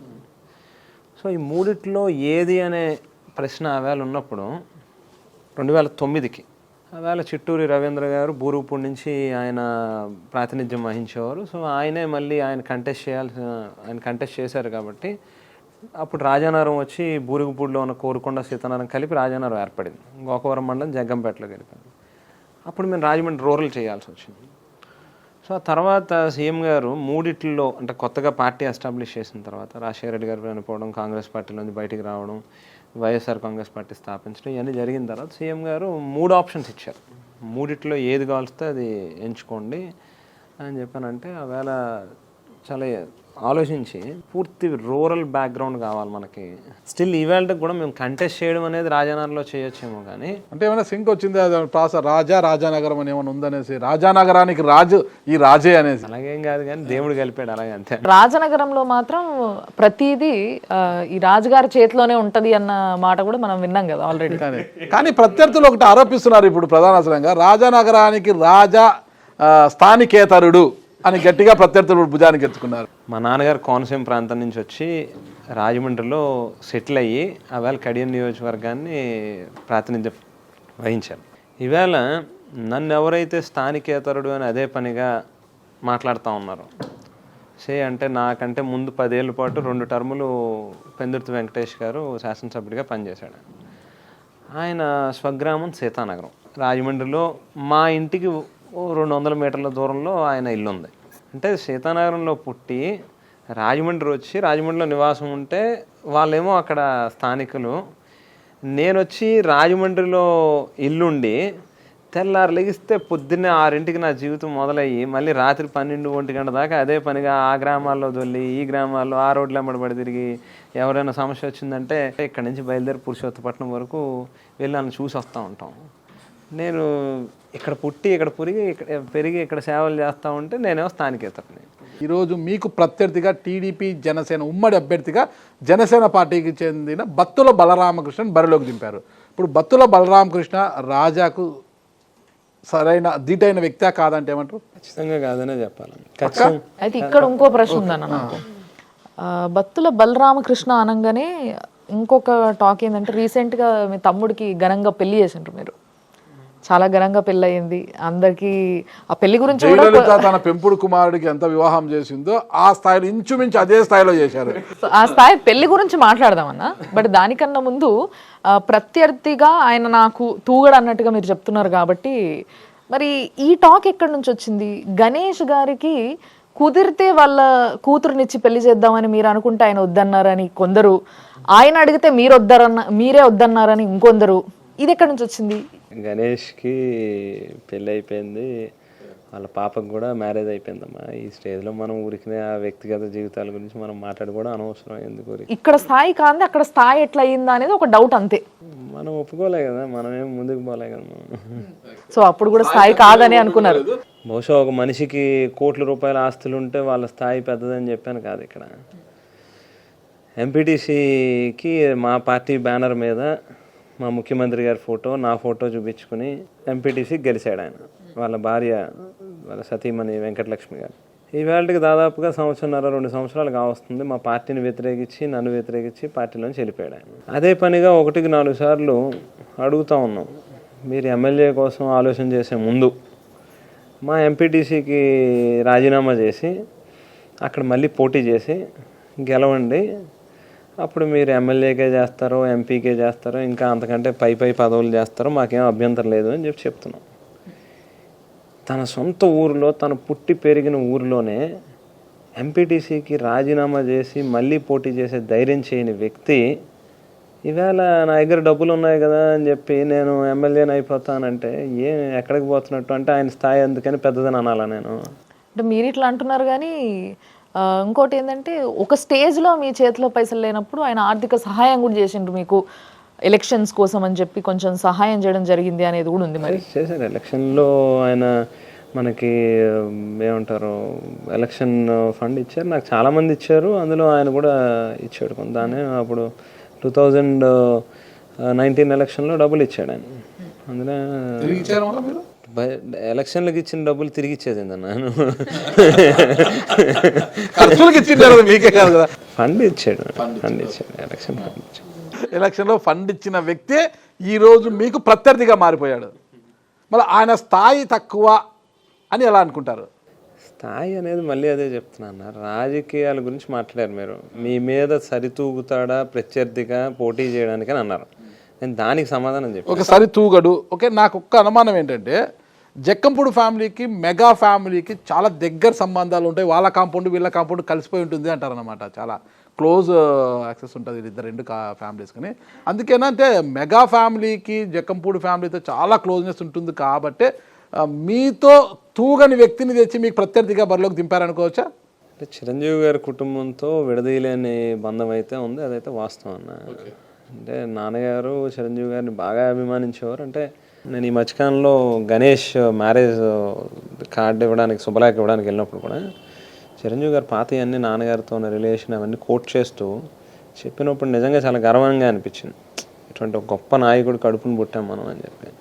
ఏం జరిగింది, ఏ కారణంతో జనసేనకి ఇచ్చారు, లేకపోతే జనసేనలో ఇచ్చిన అభ్యర్థికి ఏ కారణం చేత ఇచ్చారు అనేది మరి ఏమో వాళ్ళకి తెలియాలి. కానీ అంటే చిరంజీవి గారికి పవన్ కళ్యాణ్ గారికి చిరంజీవి గారు ఏమంత పెద్ద మరి అందులోకి ఇన్వాల్వ్ అవుతారని అనుకోను. కానీ చిరంజీవి గారితో మంచి యాక్సెస్ ఉంది. ఆ కుటుంబంతో మాత్రం ఖచ్చితంగా విడదీయలేని అనుబంధం ఉందని అయితే చెప్పాలి. ఈ 5 ఏళ్లలో రాజానగరంలో ఒక ఎమ్మెల్యేగా మీరు ఎన్నికలకు ముందు ఇచ్చిన హామీలన్నీ నెరవేర్చాను అని ఖచ్చితంగా చెప్పగలుగుతారా? ఖచ్చితంగా చాలా ఫార్ బెటర్గా పాత వాళ్ళకంటే కూడా చాలా అంటే ఒక 25-30 రెట్లు ఎక్కువ పనిచేసామని చెప్పగలను. ఇవాళ నేను ఎక్కడికి వెళ్ళినా 5 ఏళ్ళ పాలన 5 మాటల్లో 1158 కోట్ల రూపాయలతో వివిధ స్థాయిల్లో గ్రామ స్థాయి నుంచి నియోజకవర్గం స్థాయి వరకు వివిధ శాఖలతో అభివృద్ధి కార్యక్రమాలు చేపట్టాం. మరో 1142 కోట్ల రూపాయలు ఈ అమ్మఒడి, చేయూత, ఆసరా, కాపు నేస్తం, విద్యా దీవెన, వసతి దీవెన, చేదోడు తోడు ఇటువంటి అన్నీ కలిపి ప్రజల అకౌంట్లో ఏ ఒక్కరికి రూపాయలు లంచం ఇవ్వాల్సిన అవసరం లేకుండా నేరుగా వాళ్ళ అకౌంట్లో డబ్బులు వేసాం. 20,172 మందికి ఇల్లు లేని నిరుపేదలకి ఇళ్ల స్థలాలు ఇచ్చాం. అక్కడ అన్ని రకాల మౌలిక వస్తువులు, కరెంటు, లేకపోతే వాటరు, బోర్ కావచ్చు, గ్రావెల్ రోడ్డు, ల్యాండ్ లెవెలింగ్ ఇవన్నీ చేసి చక్కగా వాళ్ళ చేతిలో పట్టా పెట్టాం. హౌసింగ్ లోన్లు కూడా 9,000 మందికి ఇచ్చాం. 4వ అంశం వ్యవసాయానికి కూడా చాలా పెద్దపీట వేసాం. అంటే అన్ని నియోజకవర్గాల మాదిరిగా రైతు భరోసా కేంద్రాలు అయ్యే కాకుండా అలా అగ్రికల్చర్ ల్యాబ్ ఏదైతే ఉందో ఇంటిగ్రేటెడ్ అగ్రికల్చర్ ల్యాబ్ స్టేట్లోనే నెంబర్ 1 కింద పనిచేస్తాం. సేమ్ టైం అగ్రికల్చర్ గోడౌన్స్ నిర్మాణం చేస్తున్నాం. పిఎస్సిఎస్ సొసైటీ బిల్డింగ్స్ బ్రహ్మాండంగా నిర్మాణం చేసాం. ప్రొక్యూర్మెంట్ సెంటర్స్ పూర్వం మా దగ్గర ప్యాడీ మన జవార్ కానీ, మెయిజ్ కానీ, బెంగాల్ గ్రామ్ ఇవన్నీ ఉండేవి కాదు. ఇప్పుడు మా దగ్గర పెట్టాం. వీటన్నిటికంటే పైన ఏంటంటే గతంలో మొదటి పంటకి నీళ్ళు ఇవ్వాలంటేనే రైతులు ఏడిపించి నీళ్ళు ఇచ్చేవారు. మొదటి పంటకు మాత్రమే కాకుండా 2వ పంటకి సైతం పుష్కలంగా సాగునీరు అందిస్తాం. అంటే నీళ్ళు ఇవ్వడం అని కాదు. ఒక రైతు ఏడాదికి ఒక పంట వేస్తే ఎంత వచ్చేదో ఇవాళ కౌలు డబ్బులు మిగిలే పరిస్థితి వస్తుంది. అది కాకుండా 2వ పంట వేయడం వల్ల దాని మీద మరో 30,000, 40,000, 50,000 అదనంగా సంపాదించుకునే పరిస్థితి వస్తుంది ఒక ఎకరానికి ఒక రైతుకి. సో ఈ 4 అంశాలు. 5వ అంశం 2019 ఎన్నికల ఫలితాలు వెలువడినటువంటి మరుసటి క్షణం నుంచి మళ్ళీ రేపే ఎన్నికలు అన్నట్టుగానే పనిచేస్తూ వచ్చాం. ఎన్నికల్లో ఒక ఓటేస్తే 3 పనిచేస్తాం అన్నాం. అమ్మ, నేను, తమ్ముడు. మా 3కి అదనంగా నా సతీమణి పనిచేస్తుంది. ఎవరికైనా ఎక్కడైనా ఏదైనా వైద్య సేవలు అవసరం అయితే తన కింద 4-5 పిఆర్ఓలు పెట్టుకుని తను కూడా ఎంబీబీఎస్ చేసింది. వాళ్ళందరినీ కోఆర్డినేట్ చేసుకుంటూ ఎవరికైనా ఏదైనా మెడికల్ సర్వీసెస్ అవసరం అయితే తను ఆఫ్ కోర్స్ వాస్తవం. హాస్పిటల్లో ఉన్న వాళ్ళకి చాలా ఫాస్ట్గా రియాక్ట్ అవుతారు మీరు, చాలా ఫాస్ట్గా సేవ్ అందిస్తారు. పైసలు కూడా అంటే వాళ్ళకి డబ్బులు తక్కువ పడ్డాయి, కట్టలేకపోతున్నారు అని అంటే ఇమీడియట్గా రియాక్ట్ అవుతారు అనేది మాత్రం ఎస్ డెఫినెట్లీ అది కూడా మేము విన్నాము. డబ్బులు తీసుకొచ్చి ఇచ్చేవాళ్ళు కొంతమంది ఉంటారు, వాళ్ళ దగ్గర తీసుకుంటాం. వచ్చిన డబ్బులు తిరిగి మళ్ళీ ఎవరైనా రూపాయి తీసుకొచ్చి ఇస్తే తిరిగి మళ్ళీ రాజకీయాల్లోనే ఖర్చు పెడతాం. కరెక్ట్. అదే రియల్ ఎస్టేట్ వ్యాపారులు ఎక్కడ వెంచర్ వెళ్ళినా ఫస్ట్ మీతో వచ్చి కలవాలట. కలవకుండా పూజలు పెట్టుకుంటే మాత్రం వాళ్ళకి బడిత పూజ జరుగుతుందట. ఇవన్నీ ప్రాసకి బాగుంటుందన్న చెప్పడానికి అని విన్నా. ఇది వాళ్ళు కూడా ప్రాసలని చెప్పారట. డబ్బులు ఎవరిని ఏదో డిమాండ్ చేసో లేకపోతే ఆ మాదిరిగా ఎప్పుడు ఆ స్టైల్లో ఎప్పుడు మనం చేసింది లేదు. కానీ ఎవరైనా తీసుకొచ్చి పలానా కార్యక్రమం చేస్తున్నారు, ఈ డబ్బులు ఉంచండి అంటే ఉంచుతాం. ఎవరికైనా అది కేవలం మళ్ళీ తిరిగి రాజకీయాల్లో ఖర్చు పెట్టడానికే ఉంచుతాం తప్పితే ఏ రోజు మనం 4 అంతస్తులు బిల్డింగ్ కట్టాలో, లేకపోతే 4 ఎకరాల పొలం కొనాలి, లేకపోతే 4 లగ్జరీ కార్లు కొనాలి, ఈ మాదిరిగా అయితే ఆ మైండ్ సెట్లో పెరిగిన వాళ్ళం కాదు. మనకు మన లైఫ్ స్టైలే మొదటి నుంచి చాలా సింపుల్గానే ఊరికనే తిరగడానికి కారులో పెట్రోలు, మన ఒంటి మీద వేసుకోవడానికి బట్టలు ఉంటే చాలు, రాజకీయం నడపచ్చు, చేతిలో ఫోన్ ఉంటే చాలు, రాజకీయం నడపచ్చు అనే ఉద్దేశం. మరి అంత సింపుల్గా ఉన్న మీరు తమ్ముడి వివాహం అంతా వైభవంగా చేశారేంటి? అసలు వైభవంగా అంటే డబ్బులు ఎక్కువ ఖర్చు పెట్టలే, నేను ఎక్కువ మందికి భోజనం పెట్టాను. నేను ఈవేళ ఈ స్థాయిలో ఉండడానికి ముఖ్యమంత్రి గారు ఒకరే కాదు కదా. ముఖ్యమంత్రి గారి నాయకత్వంలో పనిచేస్తూ మనం కింద 1000 మంది కార్యకర్తలు, 100 మంది మనతో పాటు నడిచినటువంటి వాళ్ళు, 1000 మంది నడిచినటువంటి వాళ్ళు, వాళ్ళందరి ఆశీస్సులు, అభిమానం ఉండబట్టే ఇవాళ ఈ స్థాయిలో ఉన్నాం. సో ఆ శుభకార్యంలో వాళ్ళు కూడా పార్టిసిపేట్ చేయాలి అనే ఉద్దేశంతోనే చేసాం. అక్కడ ఎంతసేపు మీకు ఆ స్కేలు పెద్దది అనేది జనం కనిపిస్తారు. 1,00,000 మందికి తక్కువ కాకుండా వచ్చిన జనం కనిపిస్తారు తప్పితే అక్కడ ఏమో కోట్ల రూపాయలు ఏమి మనం విసిరేసి వెదజల్లేలే. మీ గురించి అయితే అది తెలుసు అన్న మాకు. అంటే మీరు దగ్గరుండి చాలా కేర్ఫుల్గా చూసుకుంటారు. ఏదైనా ఒక సీఎం వస్తున్నాడనే కాదు, ఎవరు వచ్చినా ఎవరితో ఉన్నా వాళ్ళందరినీ అలాగే చూసుకుంటారని. మంత్రిగా ఉండగానే అట్లా వెళ్ళి చూసేవారు అంత కీన్గా. జిల్లాలో కూడా కొంతమంది ఎమ్మెల్యేలు రాజా ఈ పని చేసి పెట్టు మాకు అని ఈయన దగ్గరికి పురమాయిస్తారంట. పని మనుషుల్ని కూడా ఈయన దగ్గరికి పంపిస్తారంట, రాజా ఈ పని చేసి పెట్టు మాకు అని. అంటే సీనియర్స్ అందరికీ మీ పైన ఉన్న నమ్మకం ఏంటి? మనకి వాళ్ళకి ఆ అటాచ్మెంట్ బాండింగ్స్ ఉన్నాయి కాబట్టి. సేమ్ టైం ఏంటంటే రాజమండ్రి అనేది ఒక సెంటర్లో ఉన్నటువంటి ప్లేస్. జనరల్గా ఈ పక్క వైజాగ్ నుంచి విజయవాడ వరకు మధ్యలో ఉన్న స్థానం, ఈస్ట్కి వెస్ట్కి ఉన్న మధ్యలో ఉన్న ఇది ఒక అర్బన్ ఏరియా, ఒక సిటీ కాబట్టి జనరల్గా సహజంగా ఎవరో ఒకరికి ఇక్కడికి వచ్చిపోయే వాళ్ళు ఎక్కువ మంది ఉంటారు కాబట్టి ఏదో పని పడుతూ ఉంటుంది. అప్పుడు మనకు ఫోన్ చేస్తుంటారు. మనకు పని ఉన్నప్పుడు నేను చంద్రశేఖర్ రెడ్డి గారికి చేస్తా, లేకపోతే వేణు గారికి చేస్తా, డాక్టర్ గారికి చేస్తా. అదే మాదిరిగా వాళ్ళకి ఏదైనా ఉన్నప్పుడు మన దగ్గర పంపిస్తాం. ఈ 5 ఏళ్లలో ఏం సాధించారని చెప్పారు కదా, కానీ లక్ష్మీ నరసింహస్వామి అంటే కోరుకొండ లక్ష్మీ నరసింహస్వామి దేవాలయానికి సంబంధించి ఆ రోపే ఏర్పాటు చేస్తానని, సొరంగం, ఇవన్నీ చాలా హామీలు ఇచ్చారు కదా, మరి ఎందుకు అది చేయలేకపోయారంటారు? లక్ష్మీనరసింహస్వామి ఆలయం అనేది స్టేట్ ఆర్కియాలజీ డిపార్ట్మెంట్ పరిధిలో ఉన్న ఆలయం అన్న. సేమ్ టైము అక్కడి నుంచి పాండవుల మెట్ట అని ఒక సుమారుగా ఒక 1 కిలోమీటర్ ఎయిర్ డిస్టెన్స్లో 1 కిలోమీటర్ వచ్చే ఒక కొండ మీదకి ఈ రెండింటికి కనెక్ట్ చేస్తూ రోప్ వేయాలనేది మన ఆలోచన. ఈ పాండవుల మెట్ట ఏదైతే చెప్పానో మీకు ఇప్పుడు, అదేమో సెంట్రల్ ఆర్కియాలజీ పరిధిలో ఉంది. ప్రత్యేకించి నేను ఒక 3-4 టైమ్స్ ఢిల్లీ వెళ్ళి, మన తెలుగు ఆమె పేరు నాకు కరెక్ట్గా స్ట్రైక్ కావట్లేదు కానీ నెల్లూరు ఆమె డీజీ ఆర్కియాలజీకి వర్క్ చేశారు. ఆమె దగ్గరికి కూడా నేను వెళ్ళా. కాకినాడ ఎంపీ గారు సపోర్ట్ కూడా తీసుకుని పాపం ఆవిడని కూడా 1-2 సార్లు తిప్పాము. పర్మిషన్ కోసం చాలా ట్రై చేశాను కానీ కుదరలేదు. ఎందుకో వాళ్ళు పర్మిషన్ ఇవ్వడానికి ఇష్టపడలే. బట్ స్టిల్ ఇంకా ఇప్పటికి కూడా ప్రయత్నం అయితే జరుగుతుంది, ఇంకా ఆగలే. దాంతోపాటు అమ్మమ్మ గారి ఇల్లు అని కూడా ఇంకొకటి ఏదో స్టార్ట్ చేయబోతున్నారు అని విన్నాను సార్. కోవిడ్లో నిజంగా రేపు ఏమవుతుంది, ఎంతమంది బ్రతుకుంటారో ఎంతమంది చనిపోతారో తెలియని పరిస్థితిలో ఎవరైతే పాపం అనాథలుగా ఉండిపోతారో, తల్లి తండ్రి ఇద్దరు చనిపోయి చాలా ప్యాథటిక్ సిచ్యువేషన్స్ మనం చూసాం. ఆ సందర్భంలోనే బోత్ మదర్ అండ్ ఫాదర్ చనిపోయినటువంటి వాళ్ళ పిల్లలు ఎవరైతే ఉంటారో వాళ్ళ కోసం అమ్మమ్మ గారిలోనే, అంటే అమ్మమ్మ అంటే మేము అమ్మమ్మ దగ్గర ఆవిడ దగ్గర పెరిగాము. ఆమె పేరు మీద ఈ ఒక ఆర్ఫన్ ఒకటి హోమ్ నడపాలి అని చెప్పి ఒక ఆలోచన. సో దాన్ని ఇంకా రియలైజ్ చేయాలి, జరుగుతూ ఉంది ఆ ప్రక్రియ, తొందరలో అవుతుంది డెఫినెట్. ఇంత మంచి ఆలోచన, మంచి కార్యక్రమాలు చేశారు కదా. అంటే రాజానగరం, సీతానగరం ప్రాంతాల్లో గోదావరి పక్కనే పోతున్నా కూడా తాగునీటికి మాత్రం ప్రజలకు ఇంకా కష్టాలు తప్పడం లేదు అంటున్నారు. మరి ప్రతి వ్యక్తికి కూడా సాగు తాగునీరు చాలా ముఖ్యం అన్నమాట. ఫ్యాక్ట్ అది. ప్రతి గ్రామంలోని కూడా ఇప్పటికే గడిచిన ఈ 5 ఇయర్స్లో విలేజ్ లెవెల్ ఇన్ఫ్రాస్ట్రక్చర్ అనేది డెవలప్ చేసాం. అంటే ఓహెచ్ఆర్ ట్యాంక్స్ నిర్మాణం చేసాం. ఆ ఓహెచ్ఆర్స్ నుంచి ఇంటింటికి పైప్ లైన్స్ కూడా జరుగుతూ ఉన్నాయి. దాదాపుగా చాలా గ్రామాల్లో జరిగినాయి, ఇంకా ఈవేళకి ఇంకా ప్రోగ్రెస్లో ఉంది, ఇంకా జరుగుతూ ఉన్నాయి. ఇంటింటికి ట్యాప్ వేసేటటువంటి కార్యక్రమం, ఒక మనిషికి రోజుకి 55 లీటర్లు నీళ్ళు ఇచ్చేటట్టుగా. సో ఈ కొత్తగా కట్టినటువంటి ట్యాంక్స్ అన్నిటికీ కూడా గోదావరిలో ఒక కొత్త ప్రాజెక్ట్ నిర్మాణం చేయబోతున్నాం పురుషోత్తపట్నం దగ్గర. సుమారుగా 217 కోట్ల రూపాయలు అడ్మినిస్ట్రేటివ్ శాంక్షన్ అయిపోయింది. ఈలో బహుశా మరి కోడ్ వచ్చే పరిస్థితి ఉంది కాబట్టి తొందరలో అది కూడా పూర్తవుతుంది. సో ఒకసారి అది కనుక పూర్తయితే ప్రతి ఇంటికి కూడా గోదావరి నీళ్ళు త్రాగునీరు కింద వెళ్తాయి. పూర్వం నాన్నగారు ఉండగా సుమారుగా ఒక 65 కోట్ల రూపాయలతో ఒక బొమ్మూరు ప్రాజెక్ట్ అని అప్పుడు కడియం నియోజకవర్గం ఉండగా రాజానగరం మండలంలో ఉన్నటువంటి అన్ని విలేజెస్కి ఇచ్చేటట్టుగా ఒక ప్రాజెక్ట్ని డిజైన్ చేశారు. అది ఫేజ్డ్ మేనర్లో 3 ఫేజెస్లో చేస్తే ఫస్ట్ ఫేజ్ కంప్లీట్ అయ్యింది నాన్నగారు ఉండగానే. నాన్నగారు హెల్త్ సిక్ అవ్వడం, చనిపోయిన తర్వాత ఆ ప్రాజెక్ట్కి ఆగిపోయింది. సో చాలా కేటగిరీస్లో మీ ఇన్వాల్వ్మెంట్తో పాటు జనాలకు ఏదో చెయ్యాలన్న ఒక తపన మీలో ఉంది, మీరు చేయాల్సింది మీరు చేస్తూ ఉన్నారు. బట్ ఒక స్టేజ్లో 2019లో మిమ్మల్ని కాపు కార్పొరేషన్ చైర్పర్సన్గా ఉంచిండ్రు. సో అప్పుడు మీరు అట్లా ఉన్నప్పుడు కాపులకు మీరు చేసింది ఏంటి అని అడిగితే ఏం చెప్తారు? నేను కార్పొరేషన్ చైర్మన్గా బాధ్యతలు తీసుకున్న తర్వాత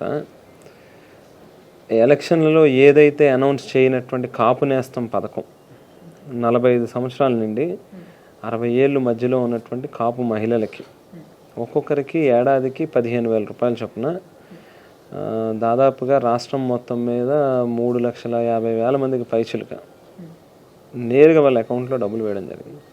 జనరల్గా ఏంటంటే కాపులు ఫ్యామిలీస్లోంచి జనరల్గా ఆడవాళ్ళు బయటకు రారు, వచ్చిన ఇంకొకరి దగ్గరికి వెళ్ళి మాకు స్కీమ్ కావాలి అని చెప్పని అడగరు. అటువంటిది వాలంటీర్ వ్యవస్థ, సచివాలయం వ్యవస్థతో 3,50,000 మంది దాదాపుగా ఐడెంటిఫై చేయడం వాళ్ళ అకౌంట్లో. కాపులు అడగంది మీరు ఇచ్చినట్టుగా మీరు చెప్తున్నారు, కానీ కాపుల రిజర్వేషన్ ముచ్చటకు వచ్చేసరికి మాత్రం జగన్ గారు కరాఖండ్గా చెప్పారు అది కుదరని పని అని. అది జరగదు అనేది ఆయన చెప్పింది ఏంటి, సెంట్రల్ గవర్నమెంట్ పరిధిలో ఉన్నటువంటి అంశం. నా నుంచి బీసీలకి ఎక్కడా కూడా నష్టం జరగకుండా కాపులకి మేలు చేయడానికి ఆ రిజర్వేషన్ అంశంలో నేను కూడా మీకు సహకరిస్తాను, బట్ పూర్తిగా ఇది చేసేస్తాను అని చెప్పి అయితే నేను చెప్పను అని చెప్పి నేను అన్నది. జరుగుతుందా జరగదా అనేది అది మనం నిర్ణయించాల్సింది కాదు, అది కేంద్ర ప్రభుత్వం తీసుకోవాల్సింది అనేది సీఎం గారు చెప్తుంది.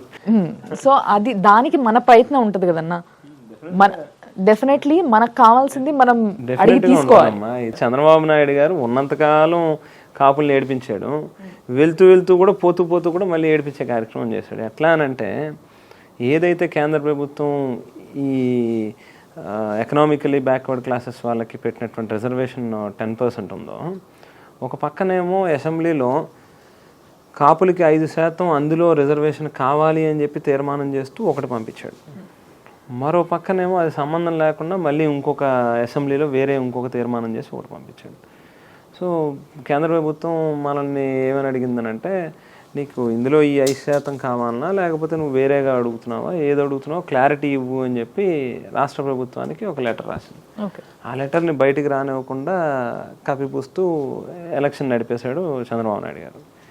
ఇదే క్రమంలో కోర్టులో కొన్ని కేసులు పడినాయి. ఎప్పుడైతే కోర్టు పరిధిలోకి వెళ్ళిపోయిందో ఇక అక్కడి నుంచి మన రాష్ట్ర ప్రభుత్వం పూర్తిగా ఇన్వాల్వ్ అయ్యి ఈ రకంగా చెయ్యాలి అని చెప్పి నిర్ణయం తీసుకునే పరిస్థితులు లేదు, కోర్టు డెసిషన్ రావాలి ఇంకా. సో కాపుల విషయంలో చంద్రబాబు గారు చాలా అన్యాయం చేసిండ్రు అంటారు మీరు. 100% చేశారు. అట్లాంటి కాపు అయిన పవన్ కళ్యాణ్ గారు ఆయనతో ఎందుకు పొత్తు పెట్టుకున్నారంటారు మరి? అదే కదా ఇప్పుడు అందరూ అడుగుతుంది, అదే కదా. ఇప్పుడు పవన్ కళ్యాణ్ గారు ఒక రాజకీయ పార్టీ పెట్టినప్పుడు ఆయనకి నేను ముఖ్యమంత్రి అవ్వాలి, నా జనసేన పార్టీ అధికారంలోకి రావాలి, నేను ప్రభుత్వాన్ని ఏర్పాటు చేయాలి అనే సంకల్పం ఆయనలో ఉండాలి. ఈవేళ మళ్ళీ తిరిగి ఏ కారణంతో అసలు చంద్రబాబు నాయుడు గారితో కలవాల్సి వచ్చిందనేది మన ప్రశ్న, ప్రత్యేకించి కాపుల విషయంలో. ఈవేళ గోదావరి జిల్లాల్లో ప్రతి గ్రామంలోని కాపుల మీద 10ల సంఖ్యలో కేసులు పెట్టి 100ల సంఖ్యలో అరెస్టులు చేసి వేలల్లో జైల్లో పెట్టారు చాలామందిని. ఈవేళ వాళ్ళందరూ ఎందుకు మళ్ళీ పవన్ కళ్యాణ్ గారి మాటిని మాత్రం తెలుగుదేశం పార్టీకి వత్తాసు పలకాల్సిన అవసరం ఉంది?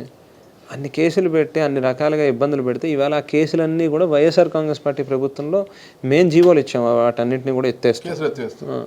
అటువంటిది ఎందుకు ఏం చేశాడని చంద్రబాబు నాయుడికి వాళ్ళు జై కొట్టాలి? కాపు సామాజిక వర్గాన్ని వంగవీటి మోహన్ రంగా గారి దగ్గర నుంచి మొదలుపెట్టి ఈ రోజు దాకా కూడా చూస్తే ఎన్నో రకాల కుట్రలు కుతంత్రాలు అనగదొక్కటం, ఒక రకంగా కాదు రాజకీయంగా ఆర్థికంగా అన్ని రకాలుగాను కూడా కాపుల్ని దెబ్బతీసే కార్యక్రమం చంద్రబాబు నాయుడు గారు చేశాడు. ఆవేశం ఈయనలో కూడా ఉంది చెల్లి, మీకు అర్థం కావట్లేదు, చాలా ఉంది, ఇంకో కోణం మాట్లాడదాం ఉండండి. ఆవేశం కూడా ఉంది ఆయన గురించి మీకు తెలుసు. స్వాతంత్ర్యంలో కమలాసన్లా కనిపిస్తాడు కానీ వెనక అపరిచితుడు ఉన్నాడు, అపరిచితుడు ఉన్నాడు లోపల. ఈ మాట కూడా విన్నా అన్న నేను, ఆర్ఎంపీ గెస్ట్ హౌస్ లో ఒక ఎలక్ట్రిసిటీ ఆఫీసర్ కొట్టిర్రట మీరు. ఎలక్ట్రిసిటీ కాదమ్మా, ఇరిగేషన్ డిపార్ట్మెంట్. అదే అది అపరిచితుడు అనమాట. టైమ్లీగా అవసరాన్ని బట్టి అన్ని రకాల యాంగిల్స్ ఉంటాయి మన దగ్గర, ఏదైనా కావాల్స్తే ఏది కావాల్స్తే ఉంటాయి. ఒకటి ఏంటంటే ఓపిక ఎక్కువ, సహనం ఎక్కువ, చాలా ఎక్కువ ఓపిక పడతాయి. అంటే నా మీద మా వాళ్ళు ఎవరైనా చిరాకు పడితే నా ఓపికకి నా సహనానికే చిరాకు పడాలి. అది ఒక్కొక్కసారి మాత్రం అది దాటితే ఆ లైన్ క్రాస్ అయితే ఒక్కొక్కసారి మరి మన చేతిలో ఆటోమేటిక్గా వస్తుంది. అదే నేను కావాలని తెచ్చుకోను నేను కోపం, ఏదో హై హ్యాండెడ్నెస్ చూపించాలి అవతల మీద అనేది అట్లా చేయను నేను. ఈ పని పూర్తి చేయకపోతే రైతులు ఇబ్బంది పడే పరిస్థితి ఉంది, అది చెయ్యాలి అని అదే పనిగా రిపీటెడ్గా చెప్తూ వచ్చాను 1-10 సార్లు. అప్పటికి ఆల్మోస్ట్ 1.5 సంవత్సరం అంత అయ్యి ఉంటుందేమో ఈ పాటికి, అంటే 3.5 సంవత్సరాల పైన ఓపిక పట్టాం. ఆ సందర్భంలో ఏదో కాస్త కోపడ్డా అంతే. చాలా సహనంగా ఉంటారు, చాలా ఓపికగా ఉంటారు. ఆఫీస్లో కూడా ఎవరు వచ్చినా నింపాదిగా వింటుంటారు, ఒకే అంశాన్ని పదే పదే చెప్పినా కూడా అలాగే వింటుంటారని అయితే నేను విన్నాను. నేను అసలు ఎలాంటి బేసిక్గా ఎలాంటి విషయాల్లో కోపం ఎక్కువ వస్తుంది అన్న మీకు? ఎలాంటిదని కాదు, మా సిచ్యువేషనల్గా ఇంకా సందర్భం డిమాండ్ చేస్తే వస్తుంది. కోపం వస్తుంది, వీళ్ళు పదే ప్రశ్నలు అడుగుతానని ఏం రావడం లేదు కదా, ఏం వస్తానంటుంది నాకు తెలిసి. లేదంటారా కోపంతో కూడుకున్న నవ్వు అది. నాగరాజు గారితో రావులమ్మ గారితో కూర్చున్నప్పుడే ప్రిపేర్ అయ్యే కూర్చుంటాం కదా. ఆ మాత్రం మసాలా జే ట్యాక్స్ లేదా ఇంకోటి అడగకపోతే అలా మీరు కూడా రియల్ ఎస్టేట్ వాళ్ళే కాలేదు గారు. మీరు వైద్య వృత్తి చేపట్టాలనుకున్నారు, అదేదో చేపట్టలేకపోయారు, వైద్యురాలను అయితే వివాహం చేసుకున్నారు. తమ్ముడు అండి? తను కూడా పాప ఎంబీబీఎస్. తను కూడా ఇప్పుడు రేడియో ఆంకాలజీ చదువుతుంది. తను ఎన్ఆర్ఐ కాలేజ్ మంగళగిరి దగ్గర. తను కూడా డాక్టర్. ఇద్దరు డాక్టర్లని వివాహం ఆడారు అసలు? నేనైతే డాక్టర్నే చేసుకోవాలని చేసుకున్నాను. నేను పూర్తి చేయలేకపోయాను కాబట్టి. అంటే మా ఫాదర్ రాజశేఖర రెడ్డి గారిని నోరు తెరిచి తన సొంతానికి అడిగిన పని ఏదైనా ఉంటే నాకు తెలుసున్న నాలెడ్జ్లో నా కొడుక్కి ఎంబీబీఎస్ సీట్ కావాలని మాత్రమే అడిగాడు ఆయన. దాన్ని ఫుల్ఫిల్ చేయలేకపోయాను. నేను చేయలేకపోయాను కాబట్టి అట్లీస్ట్ ఎంబీబీఎస్ చదివిన డాక్టర్ నేను అమ్మాయినైనా పెళ్లి చేసుకుందాం అనేది ఉద్దేశంతోనే చేసుకున్నాను. గణేష్ అనేది అది యాదృచ్ఛికం, అది ఏదో కావాలని కాదు. అంటే డాక్టర్ చదివిన అమ్మాయిలు చేసుకోవాలని కాదు, కానీ అమ్మాయి డాక్టర్ అయింది చేసుకున్నాడు. డాక్టర్ అని తెచ్చి ఇంట్లో హౌస్ వైఫ్లుగా పెట్టేయడమైనా వాళ్ళు ఏమైనా నర్సింగ్ హోమ్లు పెట్టి ప్రజలకు సేవ చేసే అవకాశం ఏమైనా ఉందా? ఇప్పుడు తినొచ్చి ఏదో ఈ మెడికల్ సర్వీసెస్ చేస్తుందన్న. ఎవరైనా ఏదైనా నాకు రెగ్యులర్గా కనీసం అంటే 20-25 నెంబర్ ఆఫ్ పేషెంట్స్ ఉంటారు రెగ్యులర్గా. ఎవరో ఒకరు ఏదో ఒక మెడికల్ హెల్ప్ కావాల్సినటువంటి వాళ్ళు. పూర్వం అంతా నేనే చూసుకున్నాను. అంటే అమ్మ చూసేవారు రెగ్యులర్గా, almost weekly 2 or 3 Rajahmundry government హాస్పిటల్కి కానీ మిగతా హాస్పిటల్స్ కానీ తిరుగుతూ ఉండేవారు. నాకు కూడా కొంచెం ఏజ్ అది పెద్దది అవుతుంది. ఈవెన్ నెంబర్ కూడా బాగా పెరిగింది, మనకి వచ్చే మెడికల్ గ్రీవెన్సెస్ బాగా పెరిగింది. అందు గురించి ఈ మధ్యకాలంలో తను చూస్తూ ఉంది మెడికల్ ఇదంతా. అసలు మీకు ఎంపీ మార్గాన్ భరత్ రామ్ గారికి ఉన్న గ్యాప్ ఏంటి అసలుకి? మళ్ళీ అందులోకి వెళ్తే స్టోరీ మనకి ఎక్కడెక్కడ. ఇటీవల బాయ్ అనుకున్నారంట కదా, అలాయ్ బాయ్ చెప్పుకున్నారంట. నేనే వెళ్ళాను, నా అంతటి నేనే స్వచ్ఛందంగా పార్టీ ఇంట్రెస్ట్లో నన్ను జిల్లా పార్టీ అధ్యక్షుడిగా ప్రకటించినప్పుడు నేను 10 మందికి చెప్పాలి అని అన్నప్పుడు నేను ఆదర్శంగా కనిపించాలి కదా. అంతే తప్పితే నేను పోయి మీ ఇద్దరు కలవండి అని చెబుతూ నేను మాత్రం తగులాడతానంటే కుదరదు కదా అని చెప్పి నా అంతటి నేనే వెళ్ళా. నా అంతటి నాకే బేడీలు వేసుకున్నాను నేను అందు గురించి. ఓకే, భవిష్యత్తులో జక్కంపూడి ఫ్యామిలీ మళ్ళీ రాజమండ్రికి షిఫ్ట్ అయ్యే అవకాశం ఏమైనా ఉందా? ఖచ్చితంగా ఈ ఎన్నికల్లో జక్కంపూడి ఫ్యామిలీ సహకరించదేమో మార్గాన్ భరత్ అనే ఉద్దేశంతోనే. చెల్లిపోయిన వేణు అయితే గిన కొంతవరకు లాభిస్తుందనే ఉద్దేశం. చెల్లిపోయిన వేణు జక్కంపూడి రామ్మోహన్ గారు శిష్యుడే కాబట్టి ఆయన తెచ్చి రూరల్ అకామిడేట్ చేయడంలో ఆయనకు సపోర్ట్ చేస్తే అది కొంత ఆ గాలి మార్గాన్ భరత్కి కూడా వీస్తుంది జక్కంపూడి ఫ్యామిలీది. అందుకే చెల్లిపోయిన వేణుగోపాల్ని పార్టీ అక్కడ తెచ్చిపెట్టింది అంటున్నారు. సో వేణు గారు కూడా ఒక రకంగా చెప్పాలని అంటే పూర్తిగా నాన్నగారి ప్రోడక్ట్ అనే చెప్పాలి. ఆయన కూడా అదే పనిగా ప్రతి వేదిక మీద చెప్తూ ఉంటాడు. సో వేణుగారిని తీసుకొచ్చి పెడితే ఇంకాస్త మనం ఇన్వాల్వ్ అవుతాం, ఇంకా మన సైడ్ నుంచి ఎక్స్టెండ్ చేస్తాం మన సపోర్ట్ అనేది వాళ్ళు పార్టీ సైడ్ నుంచి ఆశించి ఉండొచ్చు. డెఫినెట్గా ఎవరైనా చేస్తాం. ఇంకా వేణుగారు కాబట్టి ఇంకా పూర్తిగా మన మనిషి అని అనుకుని ఇంకా ఎక్కువగానే చేస్తాం మనం చేస్తాం. మీ తమ్ముడు గణేష్ మీకు బలమా బలహీనత? బలహీనత బలము ఎక్కువ. రాముడికి లక్ష్మణుడు లాంటి లక్ష్మణుడు ఎప్పుడు కూడా ఇది కాదు, ఆవేశంగా ఉన్నా కూడా అన్నను దాటి ఎప్పుడు పోలేదు. కానీ ఈ అన్నకు మాత్రం అప్పుడప్పుడు అప్పుడప్పుడు అదే అన్నాడు. దాటేం కాదులే అన్న, దాటని కాదు, అది ఒక అండర్స్టాండింగ్తోనే ఉంటుంది. ఒక్కొక్కసారి కొంచెం ఇంకా అంటే కొంచెం రోజులు గడిచే కొద్దీ తనకు కూడా ఇంకా అనుభవం పెరుగుతుంది. ఆటోమేటిక్గా కొంచెం దెబ్బలు తగిలే కొద్దీ కొంచెం తను కూడా రాటు తేరుతాడు అంతే. ఓకే, బత్తుల బలరామకృష్ణ మీ ప్రత్యర్థి కదా, ఆయన కన్నా మీకు ఎక్కువగా రాజకీయంగా కలిసి వచ్చే అంశాలు ఏమున్నాయంటారు? మీరే ఇందాక మొదలు పెడుతూ అన్నారు జక్కంపూడి అనేది ఒక బ్రాండ్, దాంట్లో నో డౌట్. సో ఈవెన్ కాపు సామాజిక వర్గంలో చూసుకున్నా కూడా కంపారిజన్ అనేది వస్తుంది. ఇద్దరికి కొలబద్ద వేసినప్పుడు ఆటోమేటిక్గా డిఫరెన్స్ అనేది స్పష్టంగా కనిపిస్తుంది. సేమ్ టైము వేళ మా మీద ఒక కాన్ఫిడెన్స్ కానీ ఒక ట్రస్ట్ కానీ లేకపోతే మేము పనిచేసిన తీరు, జనరల్గా అపోజిషన్ ఉన్నప్పుడు అందరం కూడా మనకి పదవులు కావాలని పదవి వ్యామోహంతో ఏదో తిరుగుతూ ఉండొచ్చు.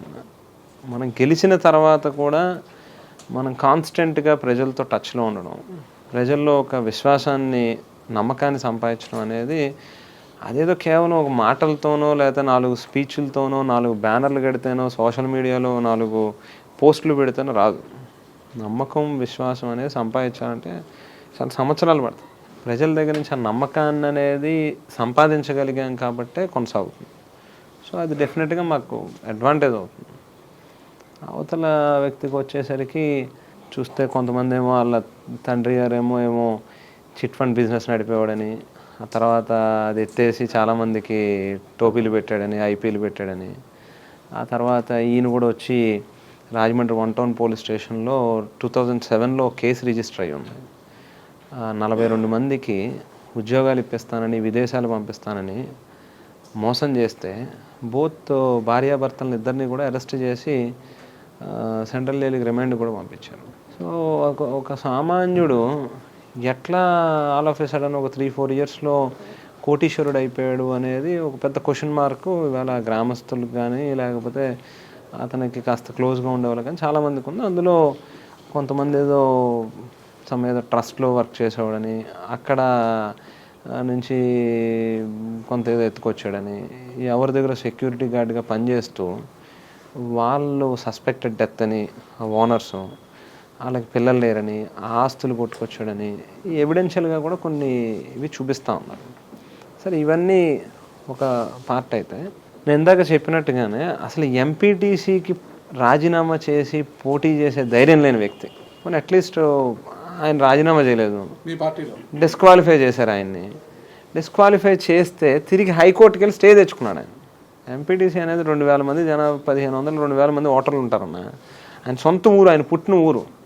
అక్కడే మరి మళ్ళీ తిరిగి పోటీ చేసి నిజంగా ఆయన గెలిస్తే, మా పార్టీని ఓడించి ఉంటే కనుక ఆయన ఇంకా బలపడుతుంది కదా. ఈ బలము బలహీనత పక్కన పెడతాం అంటే ఇప్పుడంటే మీ ప్రత్యర్థి, అంతకుముందు ఆయన ఎక్కడ ఉన్నారు, ఏ పార్టీలో ఉన్నారు? మా పార్టీలో. మీ పార్టీలోనే. అలాంటి ఒక బ్యాడ్ క్యారెక్టర్ ఉన్న వ్యక్తిని మీ పార్టీలో ఎలా పెట్టుకున్నారు, ఒక ఎంపీటీసీగా ఎలా గెలిపించుకున్నారు, మీ వెనకాల ఎలా తిప్పుకోగలిగినారు? అంటే మీ దగ్గర ఉన్నప్పుడు రాముడు, అవతలకు పోతేనే లేదా మంచి క్వశ్చన్. వాస్తవంగా ఒకసారి ఎప్పుడైతే ఇతను పార్టీలో ఉండగానే కొన్ని యాక్టివిటీస్ ఇవన్నీ చేయడం, ఇట్లాంటివన్నీ మనకు తెలియడం మొదలుపెట్టినాయో అక్కడి నుంచి మనం డిస్కార్డ్ చేయడం మొదలుపెట్టాం. అక్కడే ఈ గ్యాప్ అంతా స్టార్ట్ అయింది. మెల్లగా మనం డెప్త్ వెళ్తే విషయం ఏంటి అని చెప్పని చూడడం మొదలు పెడితే అప్పుడు ఒక్కొక్కటి ఎవిడెన్షియల్గా తెలుస్తూ ఉన్నాయి. నాకు నిజంగా ప్రామిస్గా కూడా ఆయన నా దగ్గర నుంచి పూర్తిగా బయటికి వెళ్ళిపోయేంత దాకా ఆయన మీద ఈ రాజమండ్రి 1 టౌన్ పోలీస్ స్టేషన్లో ఎంతమందికి ఉద్యోగాలు ఇప్పిస్తానని వాళ్ళని మోసం చేశాడని, లక్షల రూపాయలు వాళ్ళ దగ్గర తీసుకున్నాడని, వాళ్ళకి టోపీ పెట్టాడని నాకు నిజంగా తెలియదు. ఇవాళ ఎవిడెన్షియల్గా ఎఫ్ఐఆర్లు, ఛార్జ్ షీట్లు ఇవన్నీ కూడా చూశాను. అన్నీ ఆన్ రికార్డ్ ఉన్నాయి. ఆయన చేసిన తప్పులు, ఆయన ఏదో సంథింగ్ మొత్తమే చాలా పెద్ద క్రైమ్స్ ఏదో చేసి వచ్చాడు కాబట్టి ఆ షెల్టర్ తీసుకోవడానికి మన దగ్గర చేరాడు. అది లక్కీగా మనకి విత్ ఇన్ షార్ట్ టైమే మనకి తెలియడం, అవి మనం కూడా రియలైజ్ అవ్వడం, కాస్త ఒళ్ళు దగ్గర పెట్టుకుని మనం కూడా ఉండడం మంచిదైంది. ఇప్పుడు జగన్మోహన్ రెడ్డి గారు కొత్త అజెండా రాబోతోంది, మీరు కొంత టీజర్ కూడా వదిలారు. అక్కచెల్లమ్మల కళ నా కళ, రైతన్నల కళ నా కళ అనేది కొంత టీజర్లు కూడా వదిలారు కదా. సరే, అదంతా కూడా పార్టీ అజెండా పక్కన పెడితే ఈసారి జక్కంపూడి రాజా గారు మళ్ళా ఎమ్మెల్యేగా బరిలో ఉన్నారు కాబట్టి అసలు మీ కళ ఏంటి? నియోజకవర్గంలో మీ సొంతంగా మీరు తయారు చేసుకున్న మేనిఫెస్టో ఏంటి? మీ అజెండా ఏంటి? ఏవైతే కొన్ని ప్రాజెక్ట్స్ శాంక్షన్లు తీసుకొచ్చాను, ఇందాక మీకు చెప్పినట్టు 217 కోట్ల రూపాయలు డ్రింకింగ్ వాటర్, 91 crores-తో రివర్స్ పంపింగ్ స్కీమ్, ఇటువంటివన్నీ చాలా తీసుకొచ్చినటువంటి, పూర్తిగా వాటిని గ్రౌండింగ్ చేసి రియలైజ్ చేయాల్సిన అవసరం ఉంది ఒకటి. సో దీంతో పాటు ప్రధానంగా నా ఎదురుగుండా నాకు కనిపిస్తూ ఉంది, ప్రతి గ్రామంలోని కూడా సెల్ఫ్ ఎంప్లాయ్మెంట్ అనేది పెంచాల్సిన అవసరం ఉంది. అది మహిళల్లో కావచ్చు, లేకపోతే మహిళలు కావచ్చు, యూత్ కావచ్చు, వీళ్ళందరికీ కూడా కొన్ని యూనిట్స్ ఎస్టాబ్లిష్ చేసి మనం, సో ఆ గ్రామంలోనే కనీసం ఒక 50 మందో 60 మందో పని చేసుకోగలిగే ఒక యూనిట్స్ ఎస్టాబ్లిష్ చేయాలి. సో దట్ వాళ్ళకి ఊర్లో అందుబాటులో ఉంటుంది, వాళ్ళు కూడా ఆర్థికంగా వాళ్ళు ఎదిగే అవకాశం ఉంటుంది. ఒక విలేజ్ లెవెల్లో ఏవైతే అవసరమో అవన్నీ కూడా దాదాపుగా ప్రతి గ్రామంలోనే కూడా చేస్తూ వచ్చాం. మోర్ దెన్ 75-80% పైన పూర్తిగా వచ్చింది. మిగిలిన 20% అనేవి కూడా శాంక్షన్లు అయిపోయి ఉన్నాయి, వర్క్ జరుగుతూ ఉన్నాయి.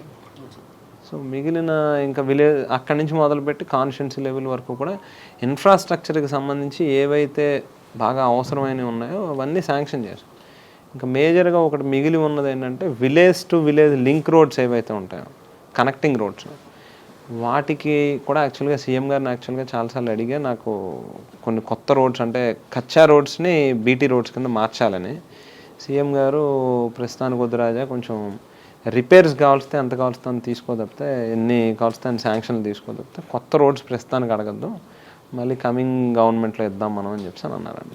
ఏటిగడ్డ రోడ్డు పరిస్థితి, ఏట్లో అంతా జేపీ కన్స్ట్రక్షన్ మొత్తం జేపీ గ్రూప్ వాళ్ళంతా ఇసుక అంతా తోడేశారు కదా, వాళ్ళు తీసుకుని వెళ్ళిపోయారు, అదంతా గుంతలమయమైపోయింది. అంత లేదన్న, ఇప్పుడు ఆ రోడ్ని ఇందాక మీకు చెప్పింది 4 లైన్ రోడ్డు కింద సీసీ రోడ్డు విలేజ్ లిమిట్స్లో కూడా వేసాం. పూర్వం 5 మీటర్స్ విడ్త్తో ఉండేది రోడ్డు, చాలా దారుణంగా ఉండేది అసలు, అదొక నరకయాతన అనమాట. ఆ రోడ్లో ప్రయాణం చేయడం అంటే ఇంకా జీవితంలో మళ్ళీ మరుపురాని రోజు అనమాట. ఇంకా ఈవేళ 4 లైన్ల రోడ్ వేసాం, నేషనల్ హైవే మాదిరిగా ఉంటుందో ఆ స్టాండర్డ్స్తో వేసాం, బ్రహ్మాండంగా ఉంది ఇప్పుడు ఆ రోడ్.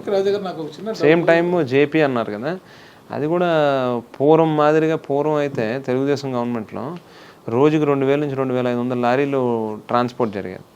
ఈవేళ మ్యాక్సిమం అంటే 200, 250, చాలా ఎక్కువ అంటే 300 లారీలు, అంతకు మించి జరగట్లేదు. ఓకే, ఇక ఎన్నికలు అంతా కూడా 40 డేస్ ఉన్నాయి. ఈ సందర్భంగా ఒక సిట్టింగ్ ఎమ్మెల్యేగా ఉన్నవారు మళ్ళీ బరిలో ఉన్నారు కదా, రాజానగరం నియోజకవర్గ ప్రజలకు ఏం పిలుపునివ్వబోతున్నారు? అసలు పనిచేసే వాళ్ళని ప్రోత్సహించండి. ఏదైతే ఈవేళ అవినీతికి తావు లేకుండా ముఖ్యమంత్రి గారు నిజంగా పేదవాడికి మంచి చేయాలనే లక్ష్యంతో అడుగులు వేస్తూ ఉన్నారో, ఖచ్చితంగా అటువంటి నాయకుడిని గనక మనం ప్రోత్సహించకపోతే భుజం తట్టి మళ్ళీ తిరిగి మాకు ఈ లంచాల వ్యవస్థే కావాలి, మాకు ఈ వివక్షలు చూపించే వ్యవస్థే కావాలి అని చెప్పి మనం అడుగుతున్నట్టుగా దాని అర్థం. అందు గురించి దయచేసి ప్రజలకి మంచి చేసే నాయకుడు ఎవరో వాళ్ళని భుజం తట్టి ప్రోత్సహించమని మాత్రమే విజ్ఞప్తి చేస్తాం. ఓకే, థ్యాంక్ యూ అండి. ఏ ఆయుధం ఎప్పుడు ఉపయోగించాలో బాగా తెలిసిన రాజా గారు మరొకసారి ఎమ్మెల్యేగా అసెంబ్లీలోకి అడుగు పెట్టాలని కోరుకుంటున్నామండి. థ్యాంక్ యూ అండి. నమస్తే. Thank you sir, thank you so much.